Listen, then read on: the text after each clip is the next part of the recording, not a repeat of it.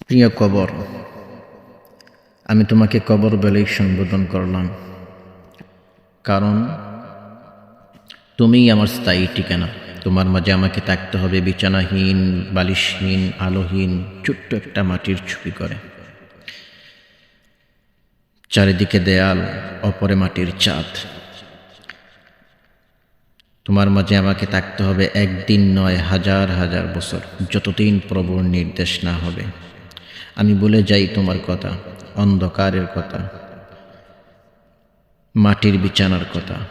মনে হয় এই গা শিউরে ওঠে। কীভাবে থাকবো নির্জনে একাকী গহীন জঙ্গলে।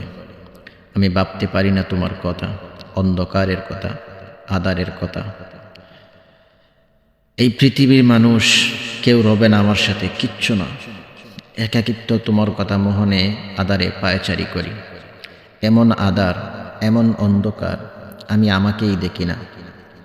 কান্না আসি, ভীষণ কান্না। কি করে থাকবো মায়াবী পৃথিবী ছেড়ে, প্রিয়জন ছেড়ে, প্রিয় মানুষ ছেড়ে। আমি তোমাকে পছন্দ করি না, অথচ আমি লাশ হওয়ার সাথে সাথে তুমি আমাকে গিলে ফেলবে। কেন তুমি এত নিষ্ঠুর? কেন তুমি এত নির্দয়? তোমার মাঝে কেন নেই কোনো আনন্দ উপকরণ?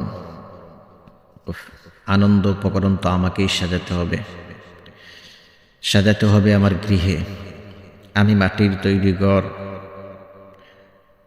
তুমি মাটির তৈরি ঘর, আমি মাটির তৈরি মানব। একাকার হয়ে একদিন মিশে যাব তোমাতে। বহু বছর পর মাটি করলেও কেউ জানতেও পারবে না মাটির এই অংশটুকু একটু দেহ ছিল। তার নাম ছিল জুবায়ের মাহমুদ। প্রিয়জন ছিল, পৃথিবী ছিল, প্রিয় মানুষ ছিল। উফ, আর বাবা যায় না। হ্যাঁ, মাটির তৈরি ঘর, মানুষ ভেবে তুমি আমাকে দূরে ঠেলে দিও না। মাটি ভেবে আমাকে তোমার মাটিতে চির আপন করে নিও। ইতি ভবিষ্যৎ কবরবাসী।